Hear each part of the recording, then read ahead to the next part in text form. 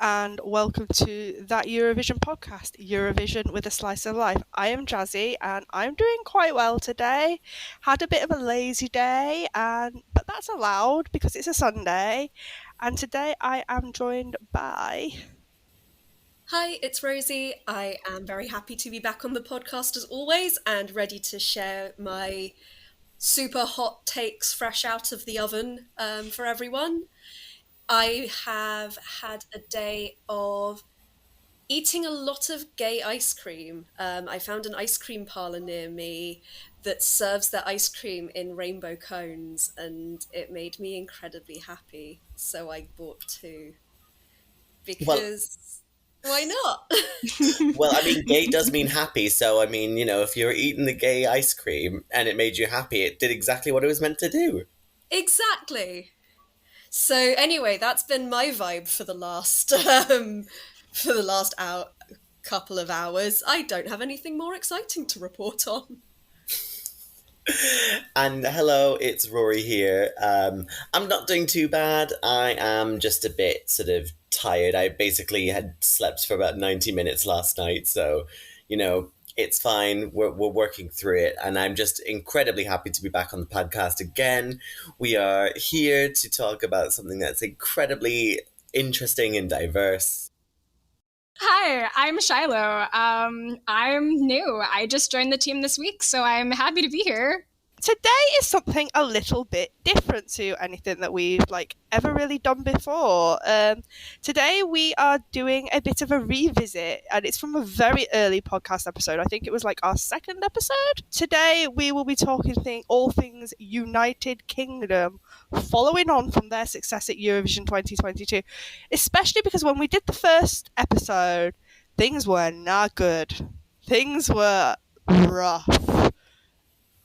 And now things have improved, things have changed, and we are now going to be, in 2023, hosting the Eurovision Song Contest.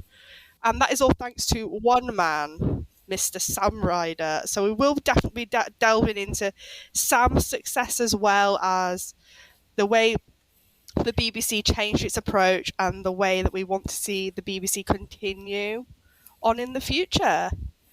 If you want to listen to the past episode that we did back in 2020, you could check that out over at That Eurovision Podcast on Spotify or Apple Podcasts. And I think it's on our YouTube channel. Our YouTube channel is That Eurovision site, where we have uploaded our past podcasts. And I think that episode is on YouTube. So basically, at the 2022 Eurovision Song Contest in Turin, it appeared a tide had turned when tap music got involved in this year's participation. This year, Sam Ryder competed for the UK with his song Spaceman. The song ultimately finished second in the contest, which is our best result since the turn of the century. I think the first question that I want to ask people is more about Sam himself and Sam's performance on the night. What were your feelings on his song, and what were your feelings on the performance? Okay, I'll make a start on this one. When Spaceman first got announced and we first heard the song, I kind of felt a little bit lost in terms of I saw it getting a lot of praise from people. I saw a lot of people really loving it.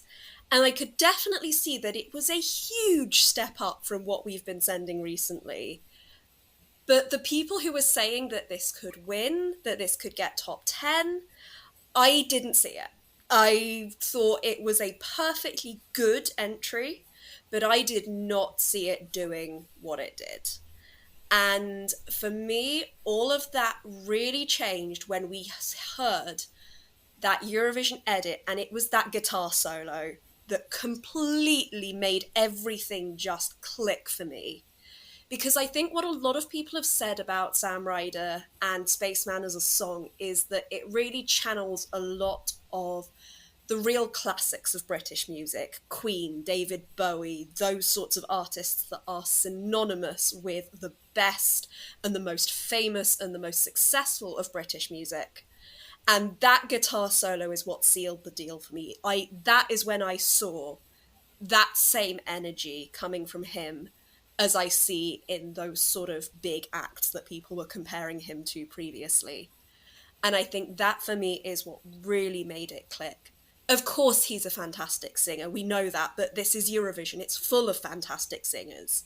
A good voice will get you so far, but you've got to have a good song as well. And I think it was just that performance on the night, the voice, the staging, the instrumental, the song. That's when it all really came together. I'm still not someone who really ranks it like super highly in my 2022 ranking. For me, it's sort of somewhere between sort of 15th and 20th in that I like it, I listen to it, I have no issues when I hear it. I wouldn't generally tend to seek out listening to it a lot of the time, but I absolutely see why so many people did fall in love with it the way they did.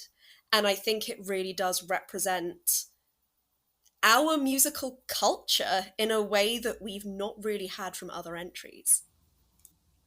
Yeah, I mean, I think so I listened to the songs for 2022 fairly late because being in the US, it's not as big of a thing the way it is over there.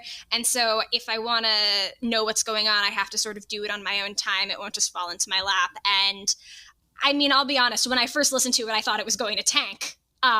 It didn't really sound all that different to any other British entry to me. And I knew he was a TikToker, but I'm not on TikTok. So I was like, I don't really know who this guy is. But I remember watching the contest with some friends and being like, yeah, like I'm really into this staging. I like the big set piece, but you know, the UK always does really badly. I don't think this is going to be any different. And then it was, and it took me and every British person I knew completely by surprise. Yeah, genuinely. And I mean, the thing is that it's so funny when you look at like how the build up to Turin was when you compare it to like other previous contests that, you know, there were like, for example, with Rotterdam last year, Embers, you know, it was very much the idea that, yes, okay,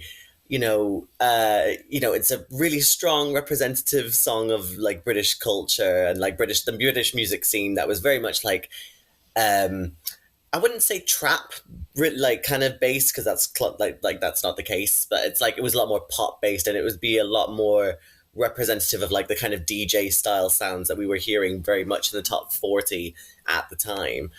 Whereas this time round, it was a lot more subdued, but people were actually listening to the song as opposed to like actually getting behind the hype train just for no reason, if you know what I mean.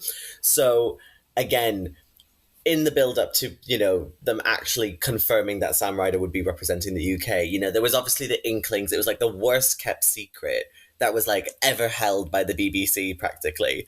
So when, you know, the news actually dropped, you know, I was initially like a bit, okay, right. Because I'd seen a lot of people say, oh my God, this is going to be absolutely phenomenal. And I mean, much like everyone else, really, I kind of had like reservations just to see how, like, you know, is this really as good as people say it is? And I listened to the song, and it's not exactly like my style of music, because I mean, my number one is literally In Corpore Sano, so I mean, a very much a different style of song completely. But I could recognize that, you know, like it was very much like calling on, you know, these very like strong elements, and it was a very like strong standalone pop song, which in a way was leaps and bounds ahead of what Eurovision and the BBC have been in years. And then I think the thing that we also have to remember is that in the final performance in Turin, you could see Sam having such a good time on stage, and that fed into every sort of element of the stage, you know, like, you know, in his eyes, like, you know, like looking into the camera, like you could see he was enjoying every moment of it. And given how Eurovision is very much seen as career suicide in the UK, to see someone having such positivity for the contest, it was such a welcome breath of relief. And I think that definitely was reflected in points and look at where we got to now. So I'm so happy for them, to be honest. I genuinely thought I would never see the UK do well in Eurovision ever again. I'd literally lost all hope. And then when I heard this, I felt like when I heard the vocals on the studio version of Spaceman, I thought maybe the jury may respond to this a little bit better than our previous entries, but I'm still not quite sure if it's that top 10 left hand side of the leaderboard type of song that we were looking for. And this is just my first impressions of the song. And I feel the thing that really, really elevated the song was the way Sam performed it. Sam is a very personable performer and he draws you into his performance. You can tell that when he performs, he is having the time of his life. Vocally, he is excellent. The staging, like the guitar solo, the staging, they just added so many elements that made this work so well and made it engaging not only to a jury but to an audience. And I think that is where the UK has kind of gone wrong over the last few years. Like the UK were the BBC or whoever was behind the UK's entries in the past, I think have been okay with mediocre performances, mediocre songs, and just think as long as they're not sending something bad and they're not being laughed at, then that's okay.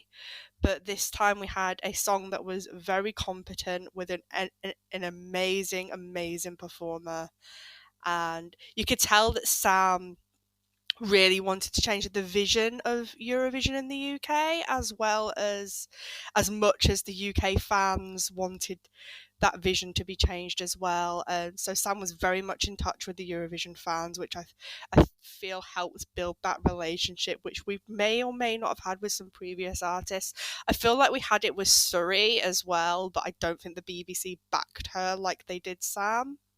But obviously Sam already had quite a following, so that it almost forced the BBC to back him because the following was already so large. And yeah, I just think Sam is amazing, and he did an Instagram just after Ukraine, where it was announced that the UK would host for Ukraine, and just go and watch it. He basically stated that we are like a placeholder for Ukraine. This is going to be a Ukrainian Eurovision, and he's such a good spokesperson for like Eurovision in the UK, and I just adore him. I think he's amazing, honestly. I could go on for ages, but I'm not going to. So I am going to ask just another quick question, because I feel like, what were your emotions on the night after Sam did play second? I feel like for me and Rosie, this will be very different, but I still want to ask anyway to our non-British peeps as well. So I've kind of got two elements to this, because not only did I watch the final, the same as everyone else, but I was there at the jury performance. I watched the jury show live, and there was something quite just... When I'm gonna ramble slightly, but there is something that's going to come back here. When I was basically throughout my entire teenage years, I sang in a choir, and I was in a choir that was fairly competitive. We were doing a lot of fairly big national competitions across the UK. And one of the things that my choir teacher always used to tell us to try and aim for is, at the end of every song, especially if it's one of those songs that is quite emotional or quite powerful in some way, there's always that little moment after you finish before the audience starts clapping. They don't just go straight into it. They take that moment and then they celebrate and then they applaud you. And I felt that then when I was in the jury performance. And it wasn't the only song I felt it with, but I really picked up on it at that point. And like I say, I still did not expect it to do that well with the juries. I might have said top 5. I did not expect first. And it was just really magical, honestly. And he's got such a stadium voice as well, and the song is a proper anthemic stadium song. So hearing it live in a venue is wow. But then watching it live on television as well, and I was watching it surrounded by people from the UK and other countries as well, people from Ireland, people from Italy, and there was just such a huge response. And I mean, watching it on Italian television on RAI's broadcast with the Italian commentator kind of losing his shit even before Stam started singing because he loved the song so much was quite something. And it was kind of surreal, honestly. I'm not used to this feeling. Yeah, genuinely. I mean, it was very much the same sort of situation in like my place. So regularly I have like a host a Eurovision party, and very much since I moved over to the UK, like very much like it's populated by, you know, my UK friends who kind of sit there, they kind of, oh yeah, it's okay, you know, like just knowing that the UK is not going to do really well. This year, completely different, so different. We were watching the show, we watched the you know, the final performance, and of course, like, I had seen so many of these performances already because, you know, we were recovering rehearsals, so, you know, we had seen what was coming before, and but there was just something that clicked that was so much more like emphatic. It was just so much more like powerful than it was in any of the rehearsals. And very much within that guitar solo, when he was sort of doing those vocalizations, and, you know, there was just something that really just elevated it to a whole other level. And we were like just completely speechless. Bear in mind that we were, most of us were about 3 sheets to the wind at this point. So, you know, we were like absolutely just gone. But we were all dead silent and just like waiting for the song just like to go over so we could just throw our entire support behind it. And you can see my reaction basically to how it was done, because I accidentally went live on Instagram during the course of the jury voting, and genuinely I was just in shock. Genuinely, like, again, I had an idea that maybe the UK would do pretty well in the jury vote, maybe not so much in the public vote, but at least something. But to get first in the jury, and then, like, I can't exactly remember, I think it might have been third or fourth or so in the public vote. Fourth, yeah. Genuinely, it was shocking in all the right ways. And, you know, there was like a feeling of that we'd never felt before. Oh my God, there's like a sense of pride, a sense of joy, a sense of, for lack of a better term, what the actual fuckness, which as well was completely unheard of because, you know, in the previous years that I'd done it, obviously the UK's position had been rather low, so we kind of just expected that nothing else would happen. But yeah, I mean, this, even listening to that guitar solo now still makes me emotional. And I don't know why. It's just, I think it's just the way that it's sung, the way it's delivered.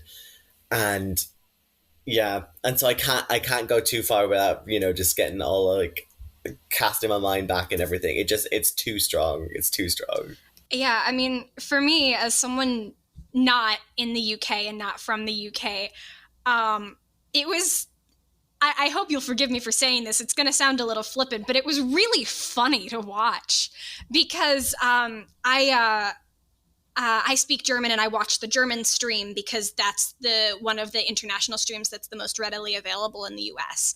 And Germany, like the UK, has also historically done pretty badly over the past few years. And so the German commentator didn't know what to do with any of this. Like, you're watching Sam and the rest of the British delegation chant, "We got points, we got points." And I got this series of texts from one of my friends in the UK, which I've pulled up on my phone, which is just, Hey, Shiloh. Hey, why are we winning? I hate this. Why is the UK winning? It's wrong. It's not right. And then a screenshot from Twitter where, like, trending in the United Kingdom, what is happening? And so it just felt like this absolute, like, it felt a little surreal, honestly. But at the same time, like, there was definitely kind of a hopefulness there, which I think Rosie and Rory definitely, like, I'm picking up on that with y'all as well, in terms of, the UK likes to say a lot of things about Eurovision, like nobody votes for us because nobody likes us because we're Britain. And I was watching that and I was like, maybe they will finally, pun not intended, maybe they'll finally change their tune about this. Like, maybe they will actually take it seriously and not just use it as an excuse to be mean to Eastern Europe for another year, if that makes sense. So that was what it was like watching for me. I was at a house party with quite a few casual Eurovision fans, and even like when Sam performed, they were getting emotional at like his performance and how engaging he was. And then when the points started rolling in, my thought was, like when we got the first few trials, I thought, oh, we'll get a few trials, but we'll probably come like 5th or 6th in the jury. We're not going to do that well. But then it was like 12 after 12 after 12, and I think after every 12 we were screaming, and it was quite insane. It was quite batshit. I think we'd had a few at that point. I was also suffering from like heat stroke, so it was not the best experience. However, when the public vote came in, because I was genuinely expecting like it to be like a John Longvit moment where it's like, or a Benjamin Ingrosso moment where it's like, yeah, we've done really well in the jury, but we've totally bombed in the tally vote. And then when that didn't happen, it just was just such an amazing feeling.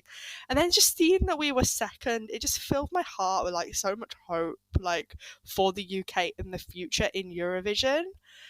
And it's something that we've not had before as Eurovision fans. I think like in 2009 and 2011 we had a tiny weeny bit, but it wasn't like loads and loads of like love or support.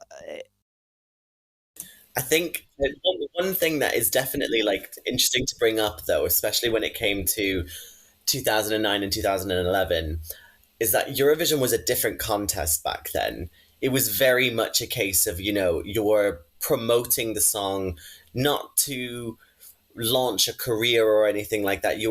It's purely within the context of the contest. Whereas now it's like people, especially within the UK and very much so in the rest of Europe and other countries, of course, like it's now becoming again more seen as a launch pad to launch an actual career. So genuinely, I'm really so happy to see that actually, yeah, we've moved past that like kind of feeling of like, oh no, we can't promote the song too much, otherwise it'll actually get played and people won't like it. And, like it no longer has this kind of curse of you're having Eurovision in it. Look, for example, at, Snap from Rosalind now. It's literally, I think at the time of recording here, at least in the UK, it's number 26 in the charts. And like, yeah, it doesn't exactly like, no one unintentionally knows that it's from Eurovision. But the fact that it is like, it has launched the career of Rosalind from Eurovision, fantastic. Do you know what I mean? I love it. It's so great. Yeah, and honestly, in a way, I think that you could say something similar about Måneskin as well, in terms that they kind of had I've been referring to it as their ABBA moment, where all of a sudden people like outside of Italy and outside of Europe know who they are. I have lots of friends in the States who know who Måneskin is, even who don't really think about Eurovision that much. So I think that is definitely changing like everywhere and not just in the UK. What did the UK get right with tap music where they previously went wrong with BMG? If like people didn't know, BMG got involved with our participation in 2020 and 2021, however, with James Newman. However, we did place last in the contest. I think the thing is that it's kind of hard to say what BMG didn't get right and what TAP did, because again, a lot of it does come down to A, Europe's taste, and B, the right way that they're kind of going around it. So, there's no denying that, like the BBC looking to record labels was actually a really good step in the right direction from the absolute hellfire that was Eurovision You Decide 2019. That entire format, it didn't work for Germany in 2017. What the BBC thought it would do to make it actually work in 2019, who goddamn knows. So BMG was very much like, a step in the right direction. And, you know, they do have quite a lot of like international brands. Like, you know, they have some in Italy. I think there's one in Greece, Spain, France. You know, like they are like a very much a worldwide label. But obviously in the UK, people don't really know people based on their labels. So like, you know, who was the most famous person on from BMG in the UK? No one would really know. So the fact that it was like someone that was kind of known but not properly, you know, like I think everyone kind of knew James Newman more from the fact that he was the brother of John Newman instead of being an actual like artist in his own right, and that kind of led along the way, I feel like, to kind of how it didn't work out. Whereas with TAP, they, you know, recognize that, okay, social media will be playing a big part in things. You know, the song has to be really good. The conviction has to be really good. And like they said from the get-go that they wanted someone that was going to have a very positive sort of outlook on the contest. So, and you know, having someone that can engage people in a really interesting way, in a really like intriguing way, obviously will speak volumes. And of course, Sam Ryder being literally the biggest the biggest TikToker from the UK, excluding Ed Sheeran. I mean, you couldn't say no to that. Obviously, if he was like a fledgling career as well, you couldn't get much better than that, really. So, you know, they took a chance on someone that was kind of an up and coming name that people kind of knew, and now look where he is now. I think him having a fan base was definitely a really big, like, positive move that they made. I can't really speak to what went wrong in 2021, largely because I listened to Embers and I decided I didn't like it nearly as much as My Last Breath, and was like, okay, that's the end of my involvement with the UK. But I think that, you know, I think that in future contests, we're going to be seeing a lot more TikTokers. Like, I think that other countries are going to look at this and be like, okay, well, this is something that works. Do we have anybody who could get us this level of success? I think that, like, we're going to see a lot more countries, like, capitalizing off of, like, young people and TikTok and people with pre-existing fan bases like that. I think that's definitely... I think that's one thing that they really did right this year, and I think that's something that we're going to see emulated in the future to varying levels of success. I think it's kind of hard to say in some ways, because I think there are a lot of things that I think BMG tried to do right.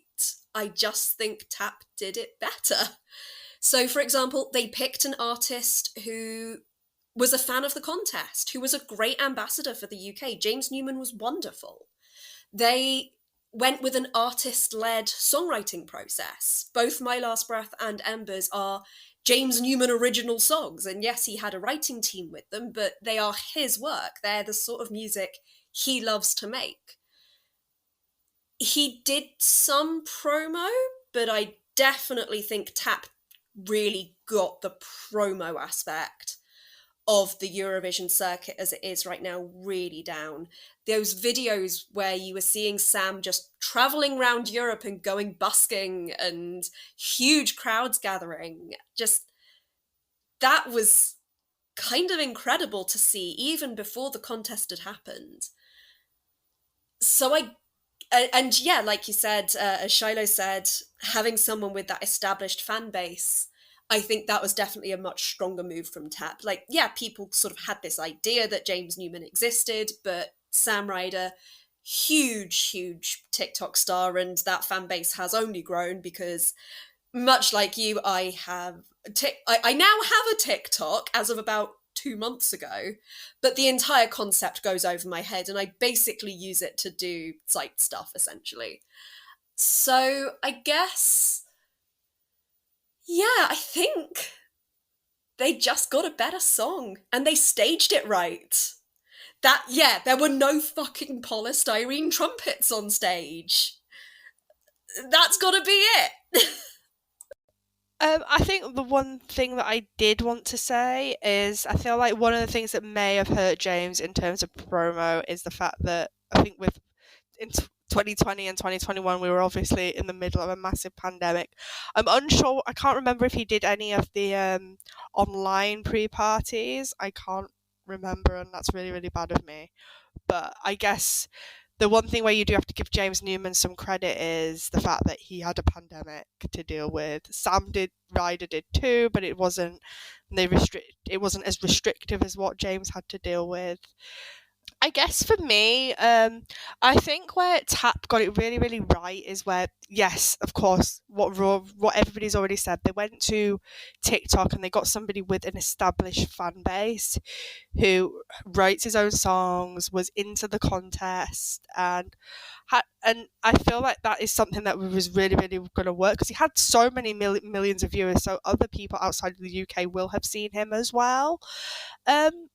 I think one thing for what BMG may have got a little bit wrong, yes, James Newman was a songwriter and he could write his own songs, so the songs were still personable.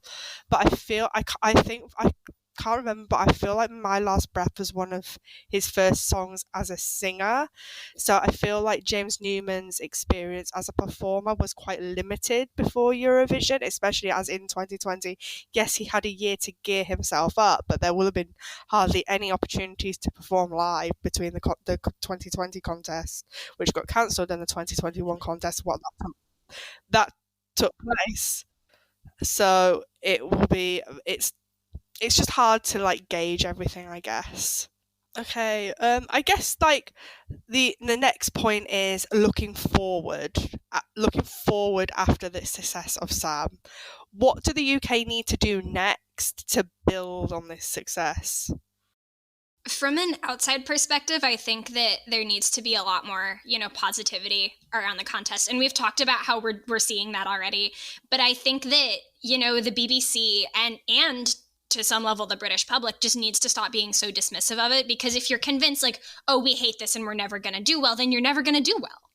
And this past year, they took a chance on something and they did well, but they need to not write it off as a fluke. And I think they just need to sort of have a, not to sound like a bad teacher, a motivational therapist or something, but they just need to have a positive outlook and not write off Eurovision in the way that they have done, because a lot of the countries that have done really well recently, like Ukraine, for example, have taken Eurovision really seriously and put a lot of heart into it. And that's something that we haven't seen the UK do recently. And I think that that's something that I would like to see them do more. Yeah, I completely agree with that. And also I think on the other flip side of things, it's not get too complacent either.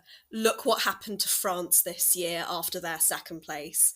And I say this as someone who has Foulen as their winner right now. I loved what France sent this year. Europe was tasteless and can't be trusted. But don't think that just because you've now got a second place under your belt that you can sit back and relax. This has got to happen every year. I think what we've all said about having someone with an established fan base, I think is something that it would be great to continue. When we did the wishlist episode, Helen made a really good artist suggestion for Dodie, who is a YouTuber and has a very strong following already on that platform. I am not massively familiar with Dodie's work myself, but the reasoning Helen gave behind it, I thought sounds like a great move. And I think I want to see the BBC get more risky. I want to see them start sending stuff that isn't just that really sort of generic idea of what a Eurovision song sounds like.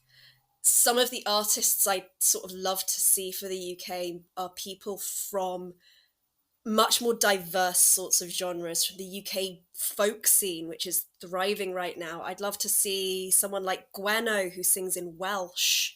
I'd love to see, I'm not sure they'd do especially well with the juries, but someone like Wet Leg, who are so up and coming, so modern, who writes such witty and fun lyrics. That's so funny, because I didn't even know they were British. Yeah, they're from the Isle of Wight, and they are brilliant. And I love the sense of fun and witticism they bring to their music, and they've got such brilliant hooks to their songs. I really want to see them look into the thriving music scenes that exist across the UK right now, not just necessarily sticking with pop. Go towards the more rock side, the indie side, the folk side. Even maybe if we want to go really risky, start looking into something like Afrobeats, or even someone like Kay Tempest, who is kind of a beat poet. There are such incredible artists in the UK right now, and the last thing I want is the BBC to play it safe, but I also don't want them to get disheartened if they do take a risk and maybe some years it doesn't pay off. Yeah, it's a really hard sort of line to tread, because obviously you want to take things in baby steps to, foster a really good feeling within the great British public. And again, not wanting to make it feel like, oh, this was just a one-time thing. And know that this is only because, because there was very much a discourse that, the UK has only done so well because of how much we've been helping Ukraine. And it's so ridiculously ridiculous that, yeah, if anyone still believes and subscribes to that theory, yeah. Especially after all the stuff that came out about Boris, especially after all the stuff that did come out about Boris Johnson and how much he may have been helping Russia. But well, there you go. But genuinely, I would like to see, them build more. And, what is really good to know is that, the new head of delegation for the UK, Lee Smithhurst, has been really on trying to improve the UK's results. I think he said in a tweet that it was sort of just after the contest or so, the way he had a conversation in 2021 with Spain's head of delegation as well. And they were both, really just frustrated at, why weren't they not understanding like what Europe, like why wasn't Europe sort of getting involved with what they wanted? And so, they decided to change the approach. And now that they found something that's good, they need to build on it. They can't just they need to see, okay, what went well, what didn't go well, what can we sort of tweak that can sort of still get us a really good place, even if it's not a second place. If it's still a top 10, that's still one of the best placings that the UK has had this entire century. So genuinely, again, fantastically, within internally, it's a really good thing to do. Also, I would also like to throw in a couple of suggestions. London Grammar would be absolutely phenomenal to go. I think they would do so well in terms of sort of bringing dream pop indie vibes. That would be lovely. Celeste is also an amazing jazz performer as well. She needs to get some love, or at least some kind of consideration. Genuinely, I mean, they could even try looking at sort of bringing in a mix of the sort of BBC introducing or Critics' Choice Awards people from the Brit Awards, because they've brought up some of the most influential artists that we've seen coming from the entire country. We've had Adele, we've had Sam Smith, we've had, all these people that were so strong and well known. And so, if the critics know what's right, then surely everyone will catch on to it. So definitely some other avenues for the BBC to go down, definitely, for sure. Yeah, two more things. First of all, just sort of going off the things that Rory just said about building on that success, I think one thing that the UK should be really careful not to do is to just send Sam Ryder again. I think that's something that Switzerland really screwed up this year, is that they saw how Tout l'Univers did and were like, okay, we're just going to send the same kind of thing. And then they got 0 points from the televote or something like that, something really low. And I think that they have to continue to take risks, and they have to be different risks. And then I also want to throw in an artist suggestion, because of course I do. I've been listening to a lot of Phil Dell lately, who's she has a really beautiful high soprano voice, and with a lot of techno kind of layer under it, which would be a risk, but it would be something that I would like to see. And I think there would be a lot of opportunity for cool staging with that. I think what the UK needs to do is, I feel like what everybody else has said, don't get complacent. Don't think just because you've got one good result now that you can send something similar next year and still get a good result, because I think we've seen with Cyprus, that doesn't work. And it may work a little bit, you may come 10th, 11th, but if you do it over and over again, you're eventually going to not qualify. I think you do need to stick with artists that already do have a fan base, just simply because it'll be a lot easier for audiences to connect with them because they know how to draw fans in. They also will obviously have their own fan bases as well.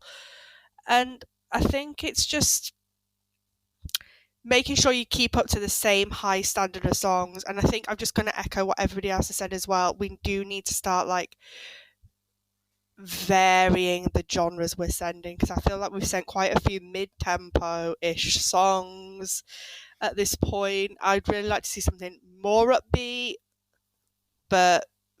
or maybe something rocky, something folky, just something that has a little bit more, like the song itself has more personality, because I feel like the thing with Sam's song was it is Sam's personality that made the song shine through.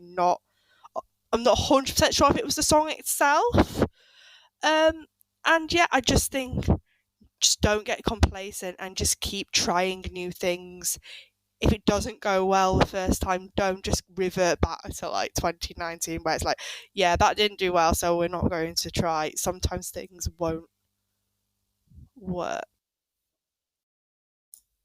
And can we keep Andrew Lloyd Webber away from everything ever? I can 100% get behind that. Yeah, thirding that. Obviously, so one of my last points is obviously Sam has had a lot of success based on his Eurovision result within the UK. He's performed at the Jubilee, he's performed at the British Grand Prix, which is the biggest sporting event in the UK. And he performed the national anthem there. Do you think Sam has helped improve attitudes towards the contest? And do you think it will change the BBC's approach to now that attitudes have improved towards Eurovision?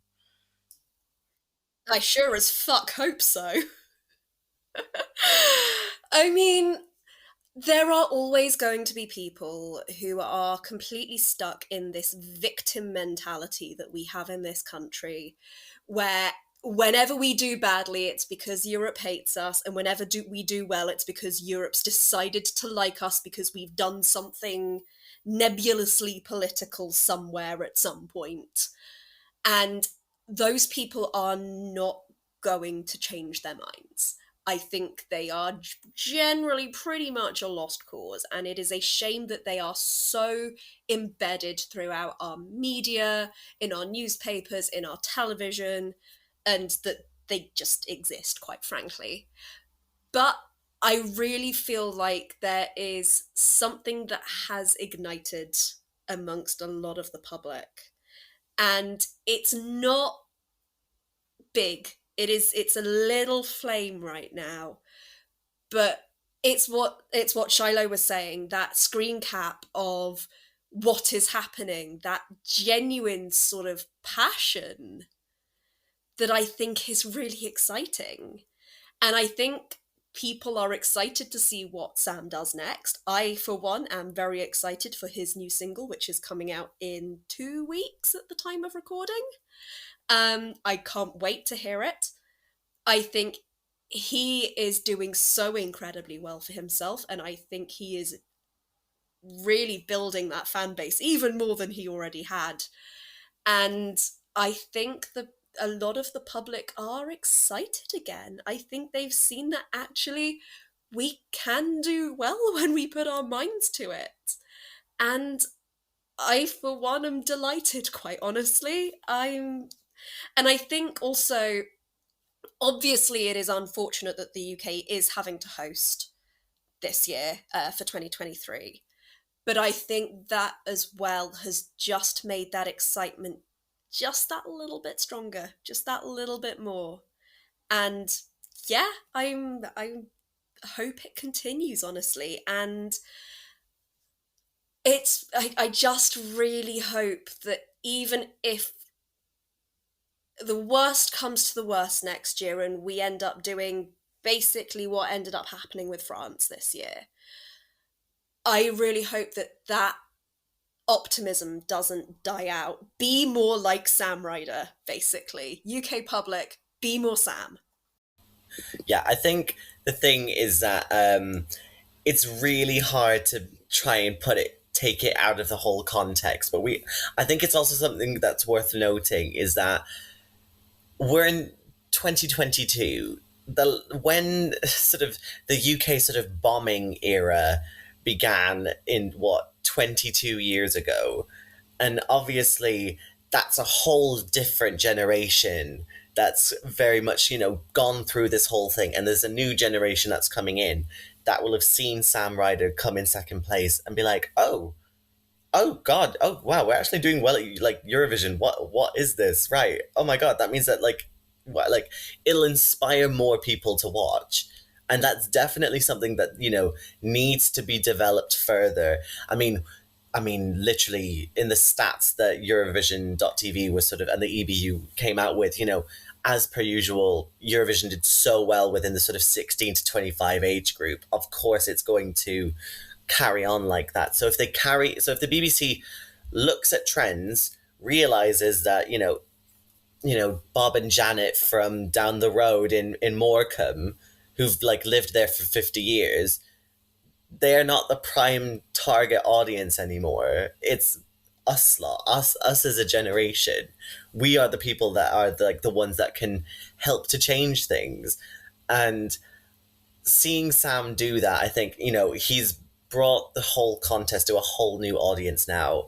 And I would really love to see, that sort of enthusiasm for Eurovision carry on here. My friends who are not Eurovision fans at all, again, they're the sort of people that will sort of watch it on the final, not really care or anything like that.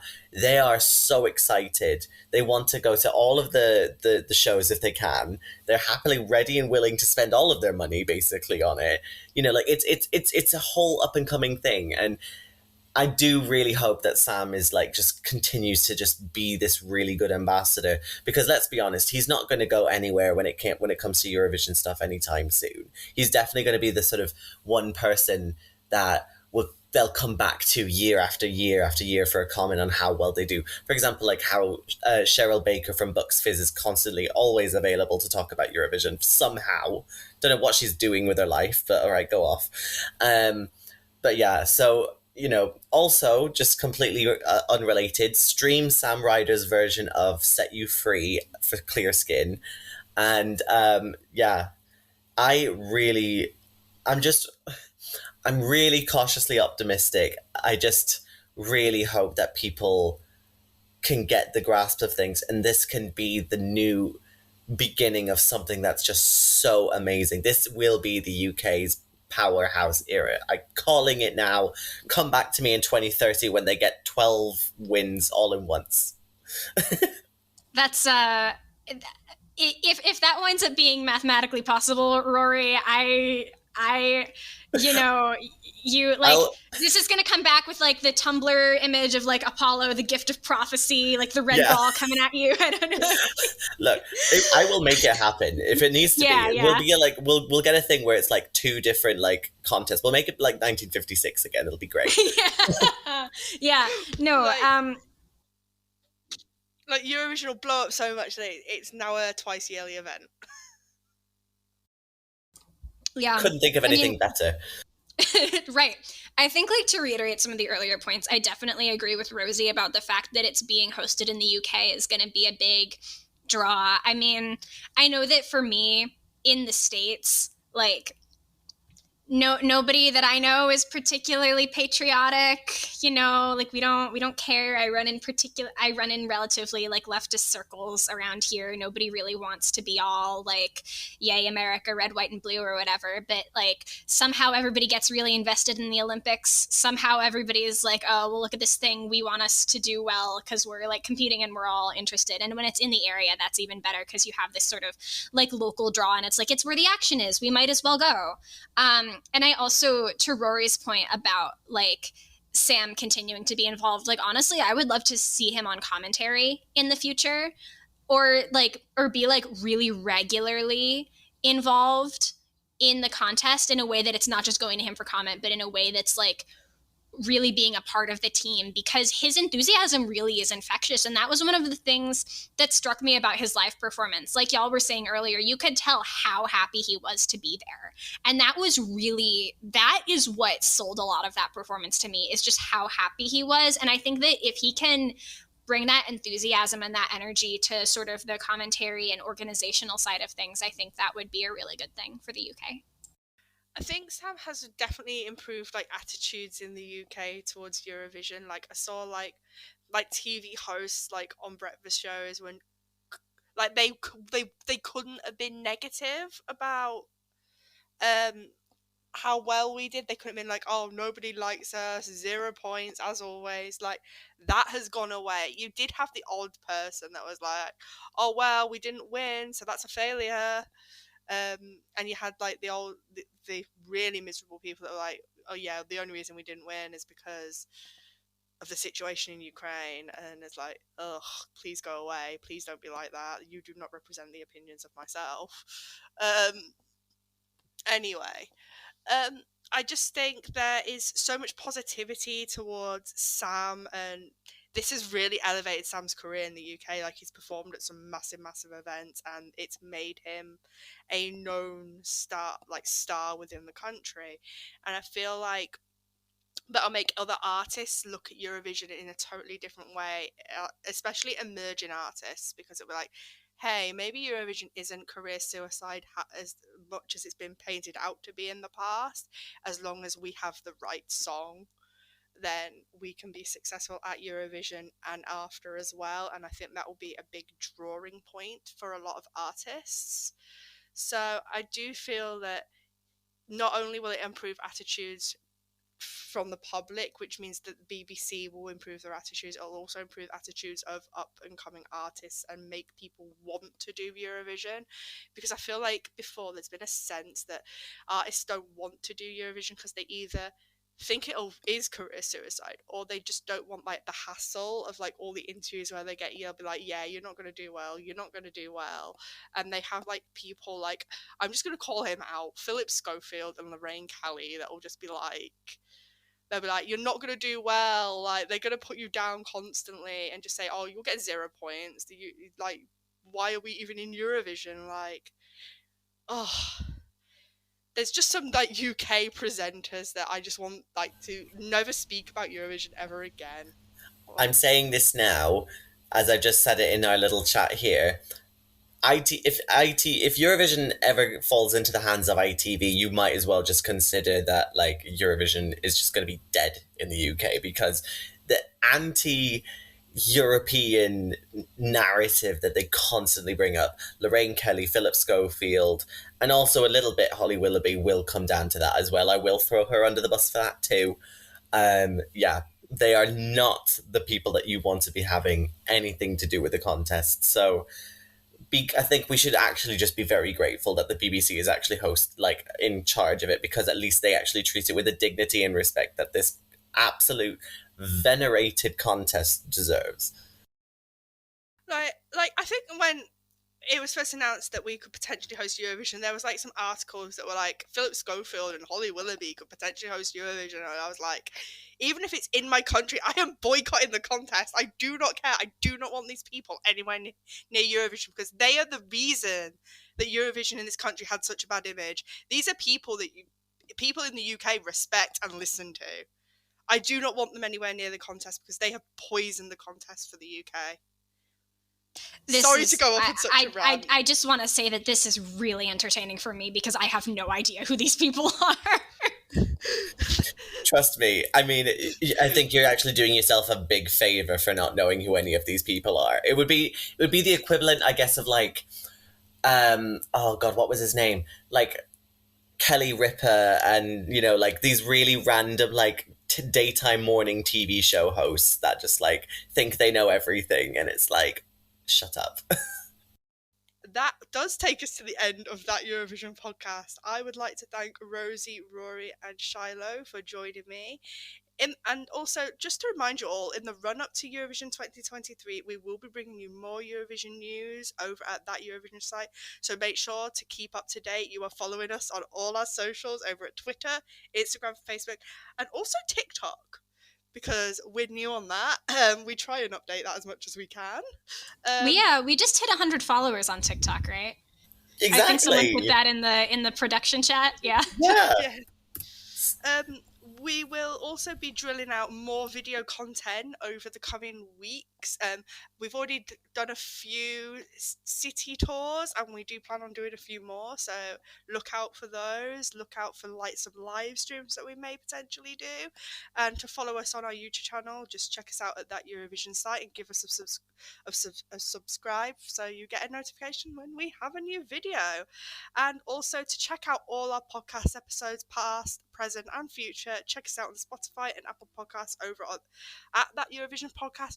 Or again, check out the archives on YouTube at That Eurovision site. And for now, all that's left for us is to say is bye.